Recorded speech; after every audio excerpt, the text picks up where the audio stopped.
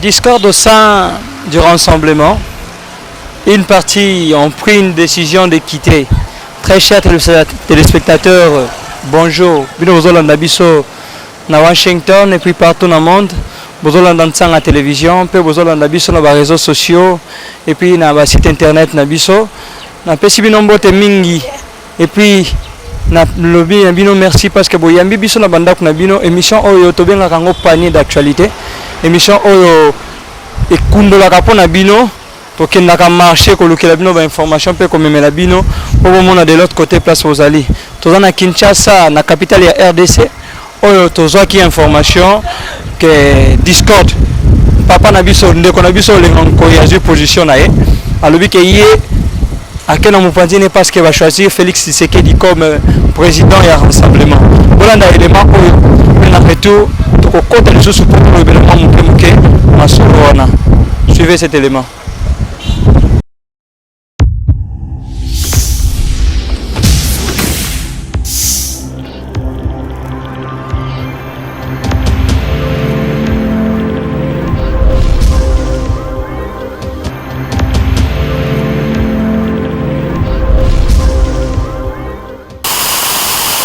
Bonjour chers téléspectateurs, Adino Bolanda biso na Sanga TV. Lelo tomemeli bino lisolo ya liwa ya Titi comme ndenge bino boyebi ke Titi akufaki atikaki biso et puis boteki na ye ezoleka awa na siège na ye ya parti politique na ye. Lelo toye kosolola na bandeko na biso ya IDPS parce que toyoki confusion moko esalami yango toyokutana na bango tosolola na bango tolanda mituna oyo tosolola na ndeko na biso. Bonjour. Pourquoi on se présenter pour que balanzi ya Sanga social baye baso tozanani? Ici c'est le secrétaire national à la Bon papa, lelo toye kosolola na yo toyoki confusion moko esalami na matanga yango tolingi kosolola na yo soki toyeba eza nini? Eza confusion te, eza bato basalaka na plan ya mabe contre le peuple nde babimi na mpwasa. Donc eza eloko mo eza mopepe c'est-à-dire le voleur du bis moto ayiba babis ya peuple olenga nkoi oyo nayebele mtu mpo bakongole tobosana na makambo olenga nkoi lere azalaka na gouvernement ya Kabila awa ayiba babis ya peuple atanga yango mpe peuple congolais aza témoin ye en complicité na moko oyo azalaki membre ya UDPS Bruno Tshibala bazwi bakoki kosala oyo babengi soi-disant rassemblement na police. Donc eza babiloko oyo tovivaka ngo en ce moment mpo bato ebele bakokaka nzala te. Donc bato ebele bazosala politique ya bande. Donc Bruno Tshibala aserallie na olenga nkoi mpo basala entre guillemets soi-disant rassemblement na bango mais ekosila. Donc quand on comprend bien babis wana bango bayibi ezali babis ya parti ya IDPS to babis yango eza ya nini? Le problème qu'il y a jeudi olenga nkoi ayibaka babis quand il était ministre ya transport. Je ne sais pas si ozalaka na étranger te ozalaka awa. Le problème qu'il y a c'est quoi? Na moment oyo situation politique eza nango Monsieur Kabila na mayele na ye ya mabe asali nini atie mbongo en jeu po ameka kofragilize rassemblement na idée ke tokoka kotia baaccord ya Sonko en place te.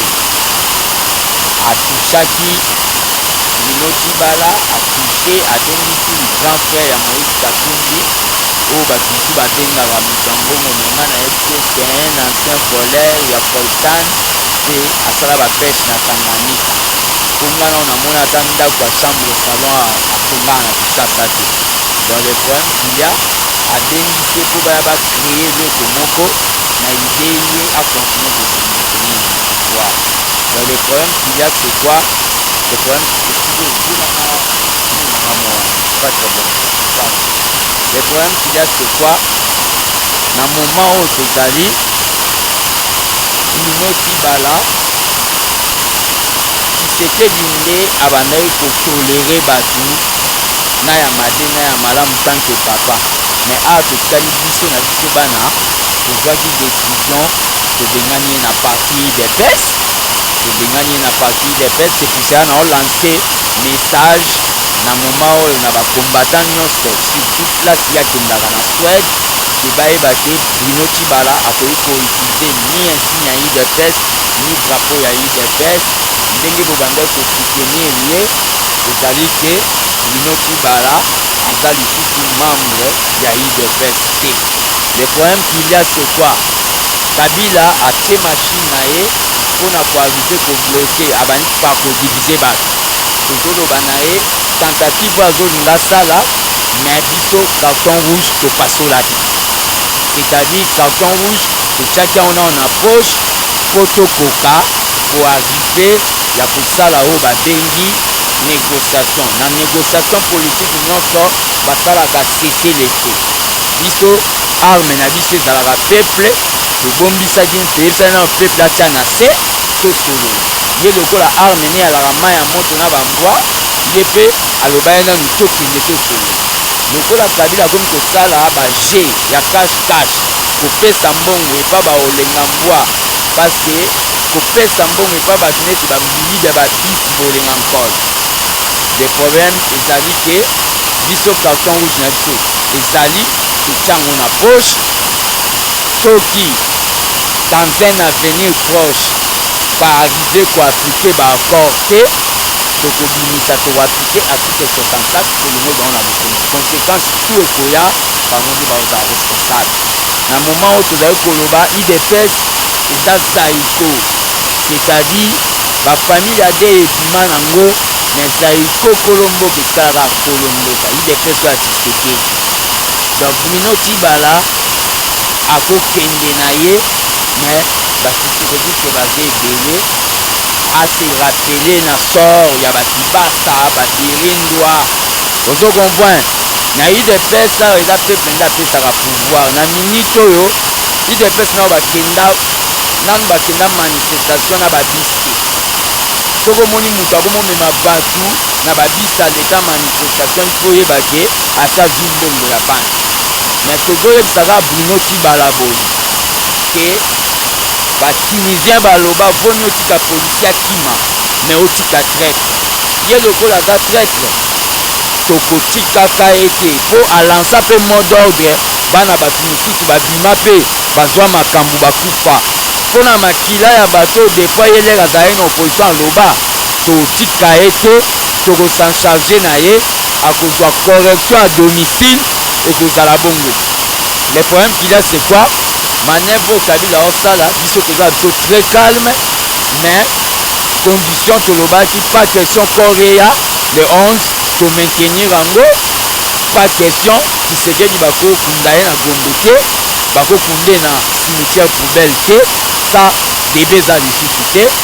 Toza très calme mais confusion oyo bango baarrive Kabila bandi toyoki Kabila bandi alobi rassemblement ya baolenga nkoi rassemblement entre guillemets nani Sami Badibanga pe alobi rassemblement mais toujours rappeler na opinion eke bayeba rassemblement bakomi kolinga bawela wana sans biso UDPS eza club ya bana classe, c'est-à-dire toza nanu wana mpo eza eloko faire na biso atikati. Mais rassemblement ya vérité eza rassemblement oyo peuple azali oyo UDPS na bato na ye nyonso bazali. Donc wana mpi baosala eza batéâtre vraiment de chez nous maboki ya moyombo gauche. D'accord, papa. Sikoyo mpona corps arrivé ya corps décision nini bozomaintenir parce que toyeba te corps etikalaka kuna na Belgique to bafunda ngo kuna ou bien ebenge koya toyeba te. Le problème qu'il y a c'est quoi? En rapport na corps nauti korépondre yo que corps ekozala kuna parce que nous ne pouvons pas accepter que le corps de Tshisekedi ekoka koya awa mpe baenfant maudit neti basami badibanga bakende kotelema na aéroport bayambango. Il doit y avoir un gouvernement d'union nationale, un gouvernement issu des accords. Le problème qu'il y a c'est quoi? Kabila, il doit comprendre quelque chose. On comprend. Il doit comprendre quelque chose malheureusement dans les Kiswahili, mais à forcer que Lingala. Kabila, Batunae, Bazanae, Bazokosae, Bazolinga, l'air biso tokobinisa carton rouge pour parce que et Bembenae Tamboula Wanakata Balabal. C'est-à-dire quoi? Batune Bazolobake, il faut 3 noms. Accord Tolobaki, biso tokopesa candidat, tokopesa mutu, Toloba ete tokopesa liste.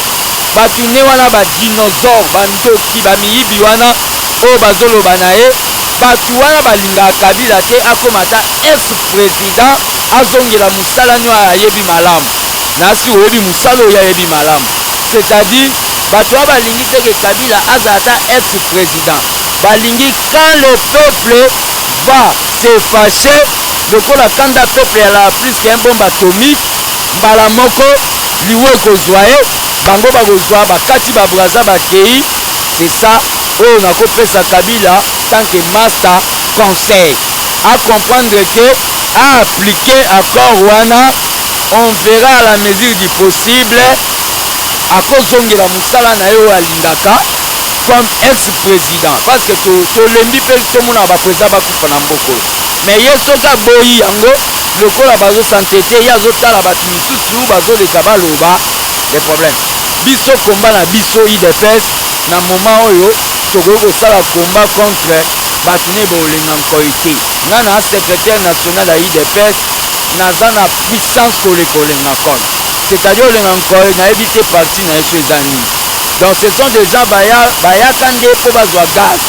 C'est pour ça que tozoloba même na ba combattant diaspora ba Hollanda biso.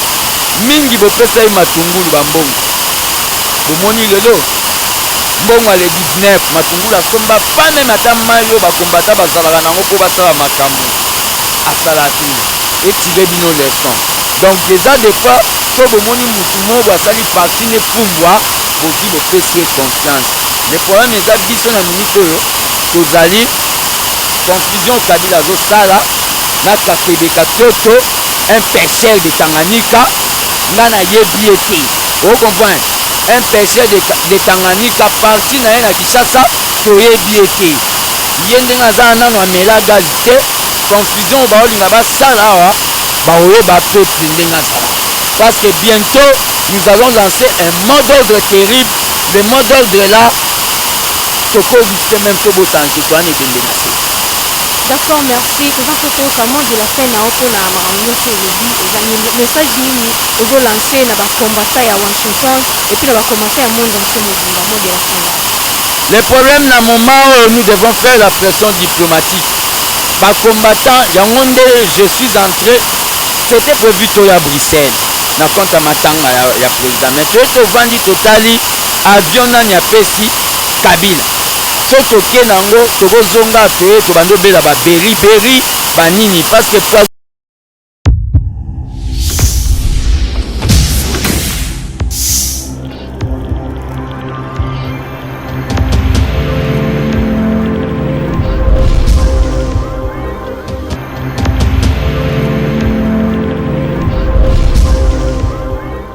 toza contre wana mingi maloba ba ndeko fiston atemela ipena mingi monsieur le Nkoi avandi alali ala mugi na tongo pe a eu décision ko longwa na rassemblement. Est-ce que l'opposition est là vraiment pour l'intérêt du peuple? Est-ce que pour son avant qu'un jour ce peuple congolais, ce peuple qui souffre, ces jeunes gens ont le lot social, le social n'existe pas au Congo. Oh, bamisala ezate. Position à bango ezani vis-à-vis de tout ce que nous sommes en train de vivre dans ces pays. Aujourd'hui, l'opposition, le rassemblement, une grande plateforme, oh, la plupart, il y a Congolais, Bachelaki Moutema, Obisonio Sotosito Téléméli. Juste après la mort, il y a Etienne Tshisekedi. Voilà que la tête Moussouba comme déjà qu'il a le pouvoir. Comme déjà qu'il a la place na bango. Tout continuellement mon keto landa deuxième élément la biso toujours de l'autre côté à limiter. Bah jeunes combattants bazala ki wana pendant point de presse et le canagiste quelques minutes avant que biso to koma bah pesa ki pe ba point de vue na bango ba loba ki ba réaction na bango pendant que rassemblement ils ont continué pour se fondre bato bazo continuer kozwa position bolanda na élément oyo puis tozongi po tokende de plus en plus na kati ya panier na biso ya semaine. Suivez.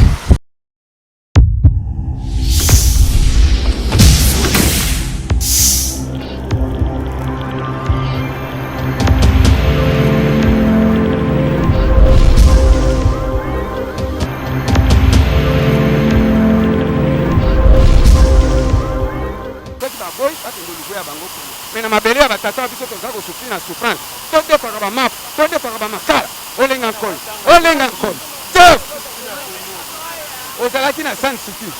Osali ba aventure no karabo. Lelo sai dingomo yo oyo kunde ko légitimer akenda na mabele. Yo pe lokola bibembo ya ba congolais za ko kufa. Na kolona ye nyata ana permanence so. Na makila ya bato ekufa a. Oyo bandai ko benga Kisekedi Mbula Matali. Olenga nkol yo bosani. Alors, ils sont congolais. Merci beaucoup, madame. Merci beaucoup, papa.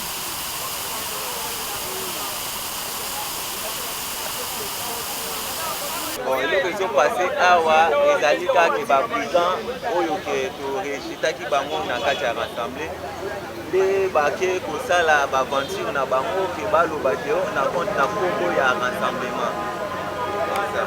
Ba brigand banani. Bon, ba ebani déjà ba brigand baza ba bala ba olenga nkoi ba osete ba na ba malobelo na kati ya rassemblement. Ko basalini. Bah, maman, vraiment, vous allez gâter dans le Congo. Non, papa, you know what is cette information où est à la presse. Oui, merci beaucoup. Parce que bango basta la plateforme là bango na ndenge na bango oyo ke biso to yebite ya rassemblement. Ya moi bango ba ko présenter mon Senko ke ba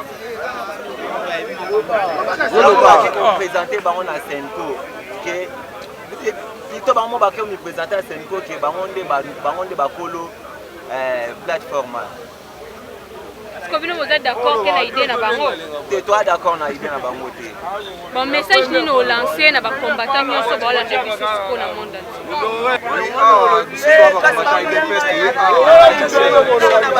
Comprendre que un certain Bruno Chibala un secrétaire adjoint IDPS attention secrétaire adjoint alongwa déjà mais ba secrétaire aussi bazala mais balongola yana parti na haute trahison ya uchosa la dernièrement que ça na ba olinga ko na compte ya rassemblement or que secrétaire général na biso parti atika le comme représentant na biso parti a évité akesa mama na ndenge na ba olinga ko basala moi kuene chi coup d'état contre rassemblement mais il va participer na kacha to longola déjà na parti mais to moni lelo a sangsi ba jeune pas na ebele ala si ba wa kolo IDPS abi que secrétaire général a ko longola ete yene muto ko longola secrétaire général a sangsi ba jeune alinga ya na bango asaba semi trouble ah yango pende biso to yena siège to mobiliser ka ba base baza debout pour to défendre le logo wana so ba ya to benga na bango ndé logo to moni to ekema ibele ko so ma to to ah to ko sala onyo so to sala yona na nga violence na kuta violence Message ni no lancer na ba combattant nyonso. Non, et l'homme a dit ça va combattre la minute autour de la rara pour moi autour de la ini. Mais là, Congolais nyonso autour de la ini parce que ça déjà chez Kabila ndé au Congo les Kanasiko. Kabila souci na elle ligne ko kisama. Ya ki rassemblement za la diviser, asomba ki ba tête mo ya rassemblement ba to ya somia na bazamike. Bazamike baza ba pesa ko pelo aussi. Mutuka olinga ko ya za kutra ba combattre ta za ba semana ite. Kutu bisonde ka base neto za kutu olinga ko ba bitala ba ko tele matana kusote. Mais biso Congolais to za la ini to za la na isima idéologie opérative biso etienne c'est to za la sima to soutenir rango to ne tina suka Kabila to cha contre mir parce que nemi na biso to za na minute eza Kabila ba onyo so na eza ba minute Kabila zo dimisa so ti baza na droit susu ko zonga na kacha parti ti ba combattant to za la vigilant na ba Congolais nyonso to za la ini ba oya libanda ti oyo baza la kati to za la ini kuna awa déjà ba division so kota Kabila so kotisa ba mbongo na ye mais ba kosoma ba o baza faible mais ba o baza mir baza li pona ko continuer ko défendre idéologie à papa to za debuka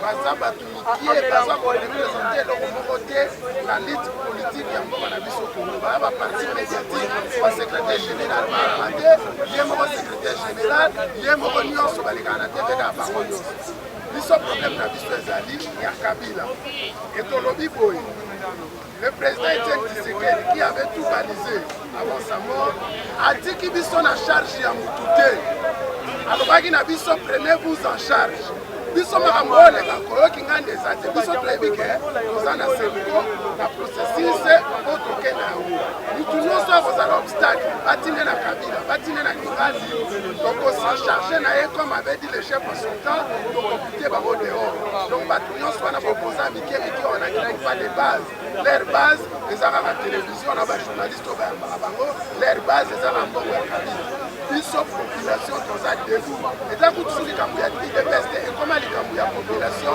congolaise qui souffre souffrance etali opposition te etali majorité biso toza debout ekabila alinga te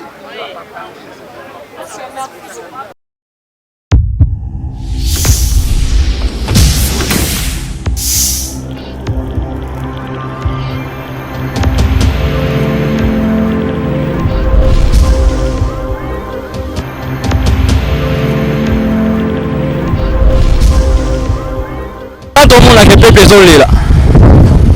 Tout le monde a que peuple est sépilaté. Tout le monde a combien de mots ils sombre dans le noir parce que bango ba ki liboso biso to wana sima na bango comme peuple mais on se rend compte que to wana plasté parce que bango bango na kaka ke to ka bula poste poto zoala bana na biso ba dia ba mikili et le peuple et ces gens qui vivent de l'autre côté na ba boulou ils vivent na ba monga foula les gens qui sont dans le fin fond ba peuple oh ba jeune lelo il s'est vaqué ba sur position ça la kuluna que soit bien ba misusu. Pourquoi? Parce qu'il n'y a pas de boulot. Pourquoi? Parce qu'il y a des difficultés. Mais on leur a trouvé solution. Il n'arrive pas à trouver solution mais bon on a intérêt na bango. On a le balelo ce monsieur Olengankoi. À cette position que Luka Gaye pas en tête du rassemblement, c'est parce qu'il ne voit pas le bien du peuple. Il voit ses intérêts. Parce qu'aujourd'hui, ce qui est acquis pour le peuple, il allait s'intégrer et rester derrière Félix Tshisekedi pour que Aluka intérêt et Abissonions. Tout ce qui va nater, cette semaine, le mercredi passé, il a le 8 mars. Tobimaki, Asumani Lola, Meshak Kembe, balaki sur le terrain mingi na Christelle Nkomo pour recevoir l'élément par-ci par-là. Balaki na chaque club là où notre ministre, la maman Marie-Louise Zalaki mingi na ba maman basangana ki pour partager journée wana message moko ezalaki wana kolanda élément oyo et puis tozongi sima pour la suite ya magazine na biso.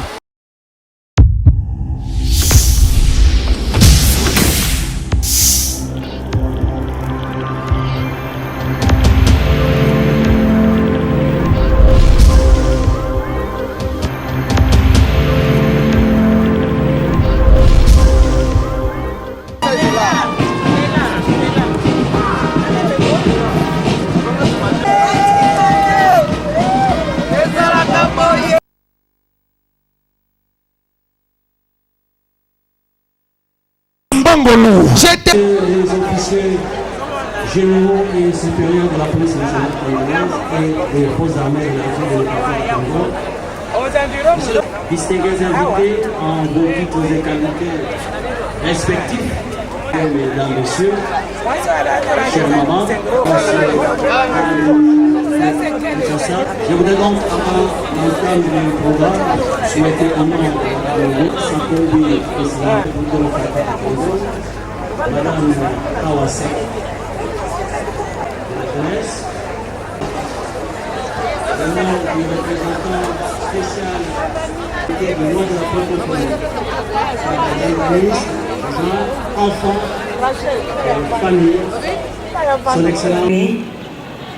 Madame la représentante du chef de l'État à la francophonie et toutes mes excuses, Monsieur le directeur des généraux et supérieurs de la BNC des FARDC, Mesdames et Messieurs les membres des cours et tribunaux, honorables députés provinciaux, Monsieur le bourgmestre de la Gombe, Mesdames et Messieurs les révérends des révérends, représentants des églises, Mesdames et Messieurs les représentants des forces vives de la nation, Mesdames et Messieurs membres de la grande famille éducationnelle de la ville de Kinshasa, chers élèves, distingués invités, en vos titres, grades et qualités. Avant toute chose, je rends grâce au Dieu Tout-Puissant qui, dans son infinie bonté, a permis à ce que nous nous retrouvions en ces lieux pour une opportunité de partage et d'échange, afin que chacune et chacun, dans sa mission et dans son rayon d'action, concourt à faire avancer son œuvre selon son dessein vers la justice sociale, la concorde et l'harmonie. Honorables, Excellences, distingués invités, après m'être acquitté avec grande joie de ces devoirs de reconnaissance envers le Créateur, j'ai l'insigne honneur, au nom de son Excellence M. André Kimbuta, gouverneur de la ville en mission hors de nos frontières, de vous saluer et vous souhaiter la bienvenue dans ce haut lieu du Shark Club pour la célébration de la Journée internationale de la femme. En effet, depuis 1977, les Nations Unies ont institué cette journée, célébrée le 8 mars de chaque année, pour un plaidoyer en faveur des droits des femmes et leur participation effective au processus politique, social et économique. Cette tradition d'actions à mener, il convient à cet effet de relever que la République démocratique du Congo, notre cher pays, n'est pas restée en reste. Au-delà de son, n'est pas demeuré en reste. Au-delà de son adhésion aux instruments internationaux, régionaux et sous-régionaux qui affirment et soutiennent la promotion de la condition de la femme, ainsi que la protection de ses droits fondamentaux, la République démocratique du Congo a ratifié certains de ces outils, dont nous citerons à titre d'exemple la Convention des Nations Unies sur l'élimination de toutes les formes de discrimination à l'égard des femmes. Notre État a fait davantage en inscrivant le principe de la parité dans notre loi fondamentale qu'est la Constitution. La loi portant modalité d'application des droits de la femme et de la parité est un pas de plus pour l'application de l'article 14 de la Constitution dans la perspective de la construction d'un monde plus juste. Permettez-moi d'exprimer ma joie quant au thème international proposé à notre réflexion pour action, à savoir les femmes dans un monde du travail en évolution, planète 50-50 en 2030. Ce thème est une invitation, bien plus, une interpellation pour franchir le pas. La fière chandelle revient à notre ministère du genre, enfants et familles, qui a su si bien à propos contextualiser ces thèmes en nous proposant sur le plan national, ensemble, pour... Je crois que Dieu, avec Dieu, nous ferons des exploits.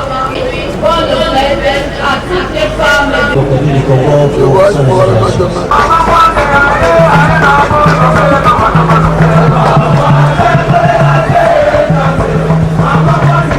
Au sein de l'économie ainsi que leurs aptitudes à des activités particulières et leur futur lieu de travail.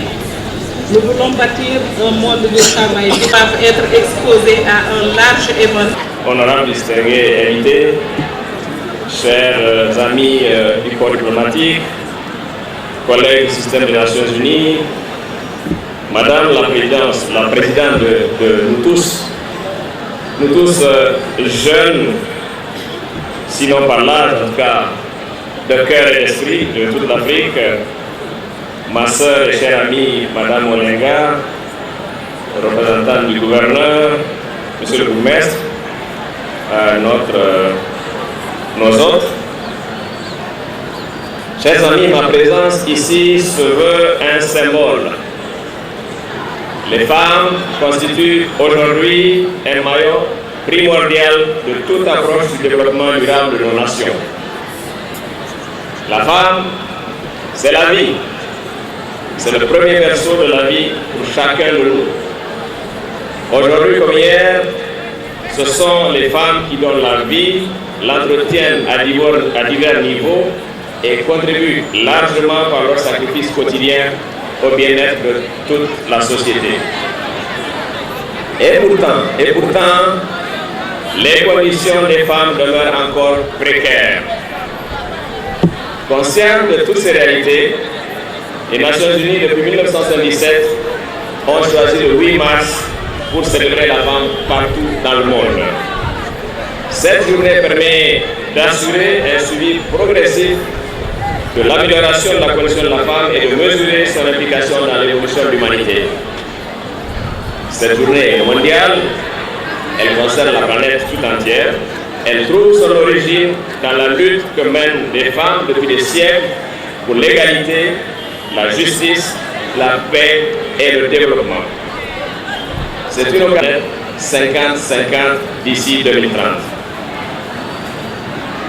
À cette échéance, en 2030, il nous faut faire en sorte, tous et tous ensemble, que toutes les filles et tous les garçons suivent sur un pied d'égalité un cycle complet d'enseignement primaire et secondaire, gratuit et de qualité, qui débouche sur un apprentissage véritablement utile, conformément à l'objectif de développement durable.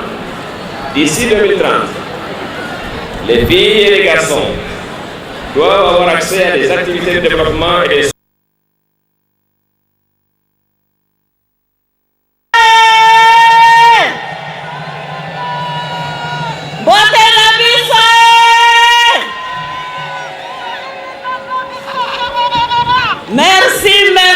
Merci, ma maman.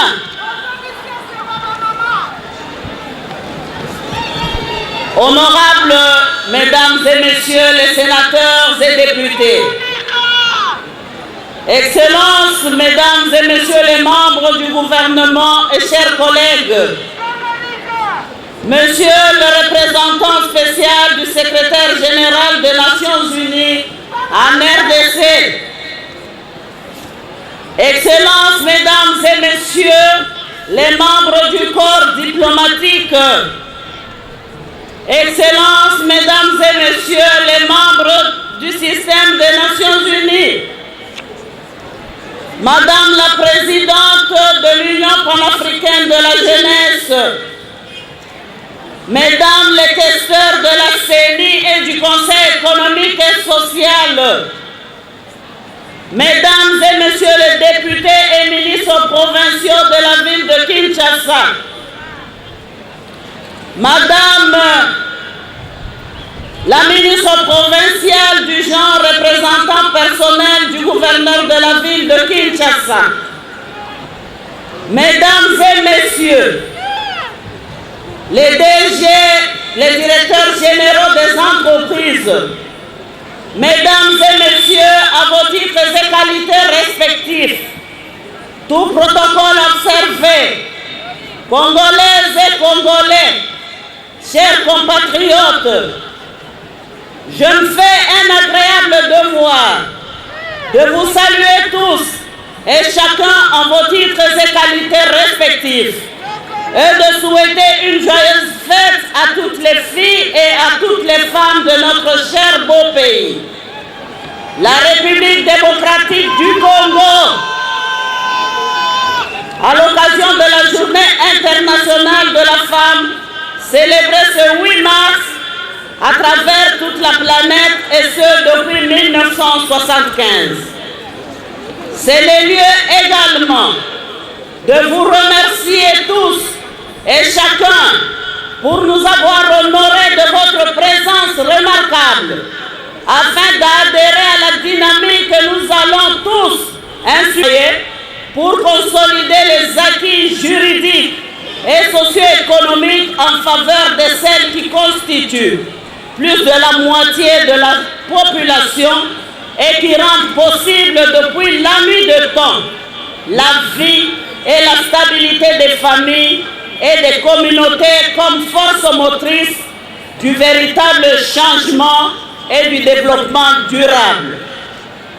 Dans cet élan, ma gratitude s'adresse d'abord à son Excellence Joseph Kabila Kabange, président de la République et chef de l'État, qui ne cesse de patronner et de s'impliquer avec la distinguée première dame à toutes les actions d'habilitation des femmes pour leur plein épanouissement.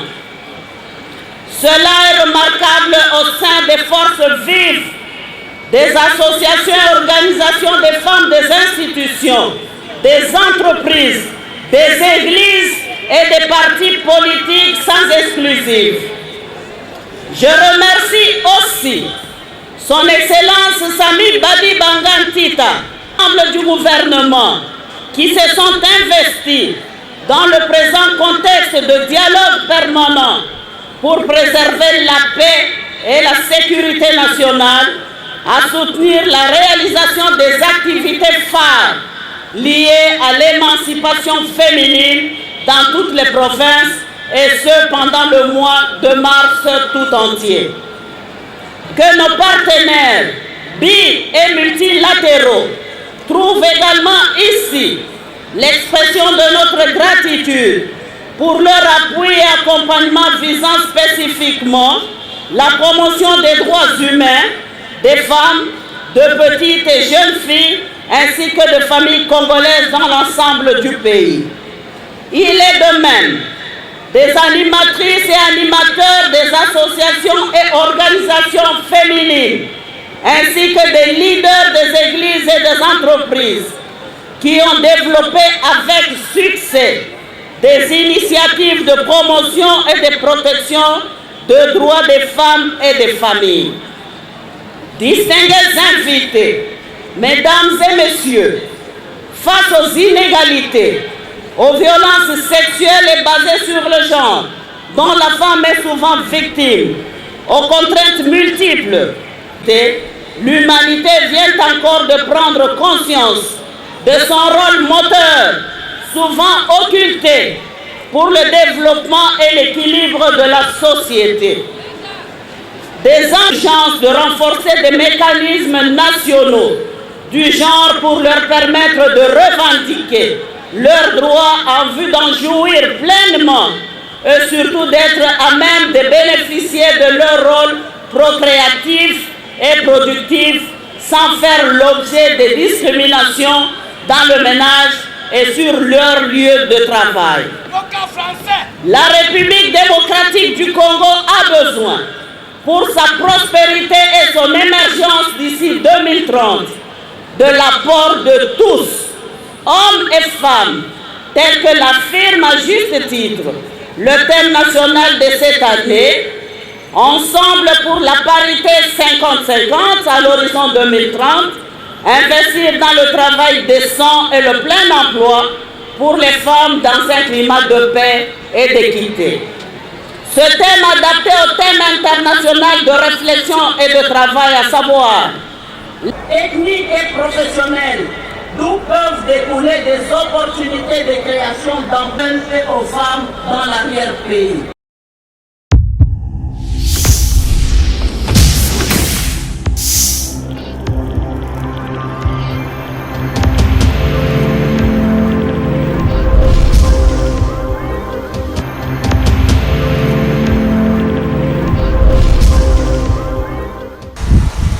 ezalaki na Shark Club mais tosukaki wana te kaka na kati ya Shark Club bamama balobaki moi 2-3 mamans balobaki par rapport à journée le 8 mars bolanda mpe élément oyo par rapport à journée wana le 8 mars et puis tokozonga esu mpona kodévelopper plus par rapport à l'actualité na biso ya lelo.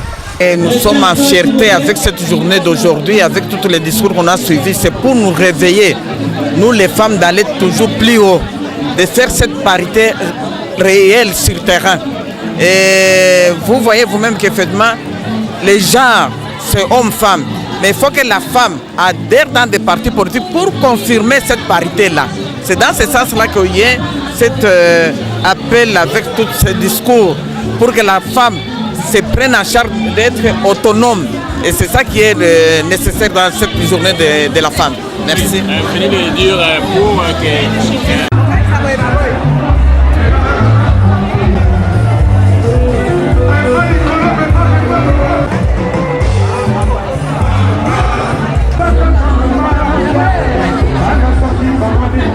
D'abord une impression de satisfaction de constater la mobilisation des femmes.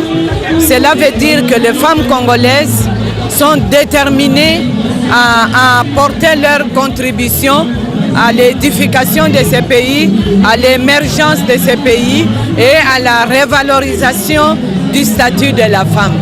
Oui, vous avez un message à adresser à d'autres femmes, plus particulièrement aux jeunes filles qui sont en cours d'études.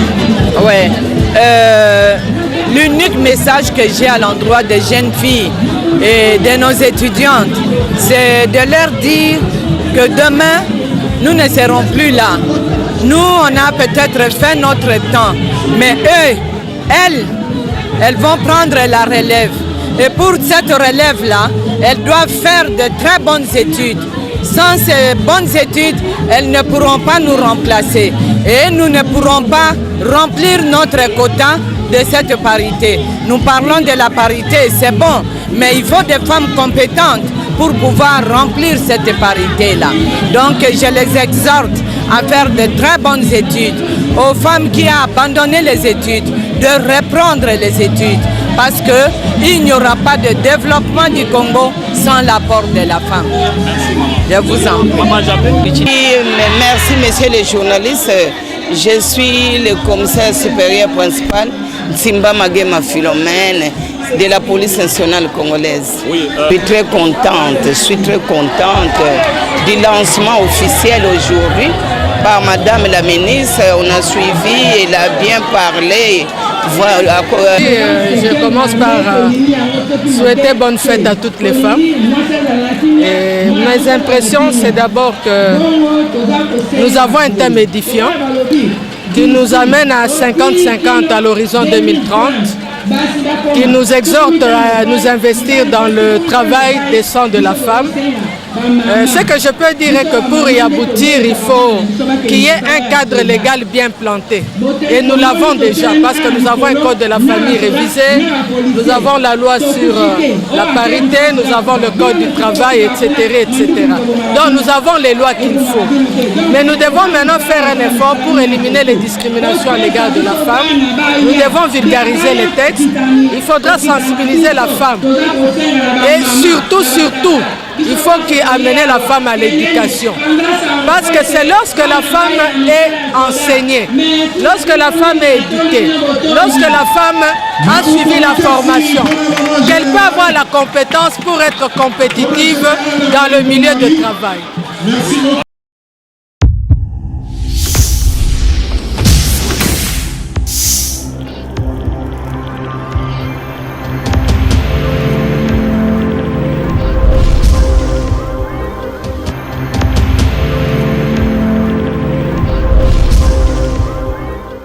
Maman bazalaki ya osangana. Maman ba lobby par rapport à bango.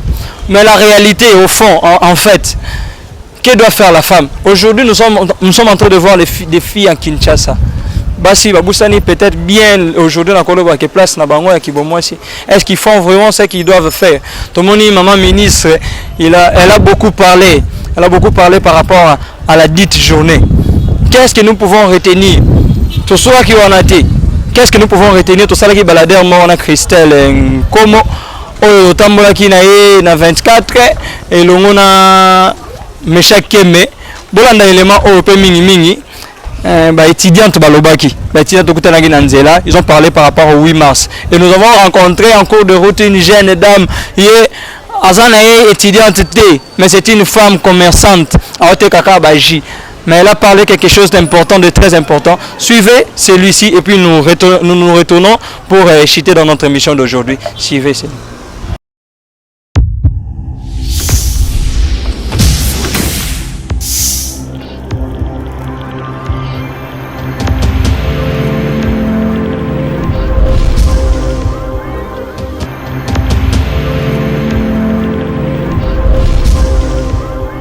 Bonjour et très heureuse de vous retrouver sur Tchanga TV. Lelo ezali le 8 mars, fête du mois de la femme. La fête du mois de la femme, yango Tchanga TV tokiti sur les terrains de la ville de Kinshasa pour récolter des images. Comment est-ce que les jeunes vont passer fête et puis se rendre compte que le gouvernement a organisé une activité de mon côté, mais on tokiti sur les terrains pour les jeunes, on va organiser pour la fête. Yango toza à la ville de Kinshasa. pendant tout la jeune comment est-ce que fête na bango fête na biso ba maman eza ko se passer yango na proposer bino ba élément oyo Tchanga TV ezwaki na nzela partout pour que botala comment est-ce que fête oyo se passe qui. Qu'est-ce que signifie le 8 mars papa? Le 8 mars, c'est une journée qui est internationale, une journée dédiée à la femme africaine, congolaise ou toute autre femme, partout ailleurs.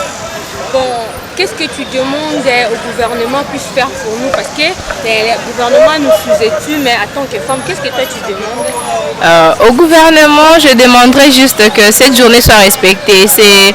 Dans une année, nous avons 365 jours et on a une seule journée qui est dédiée à la femme. Alors, on peut juste faire en sorte de valoriser cette journée afin de donner une valeur de plus à la femme. Merci beaucoup. Le 8 mars, c'est ça que pour la liputa. Mais le 8 mars, c'est ça que moi, si à comme utile la société, à ça capable de sala.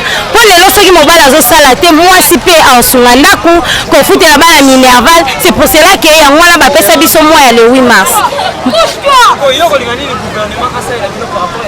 Gouvernement, il faut soutenir biso.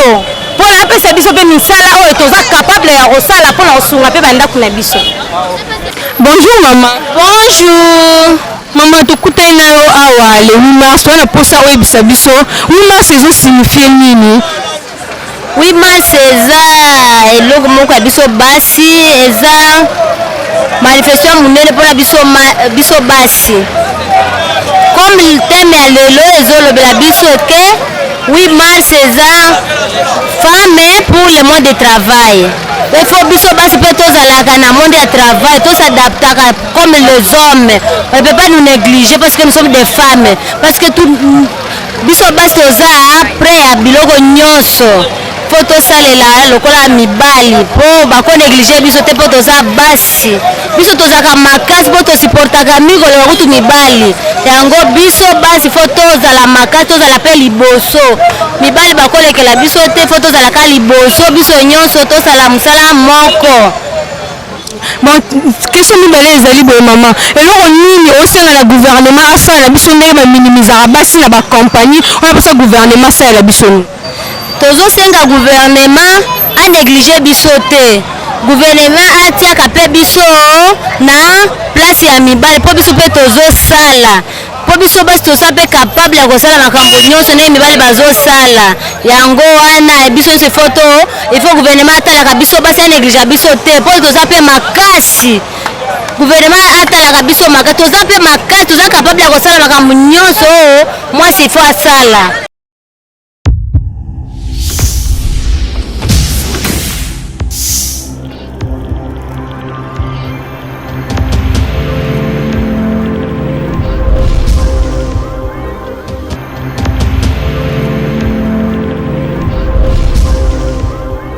Asuka, qui n'a pas représenté bino panel d'actualité à l'élo, tout ce qui a raté, donc biso to pesibino o to pesibino, mais ba que to tika les sur le terrain, toujours continuer ko luka ko pindola.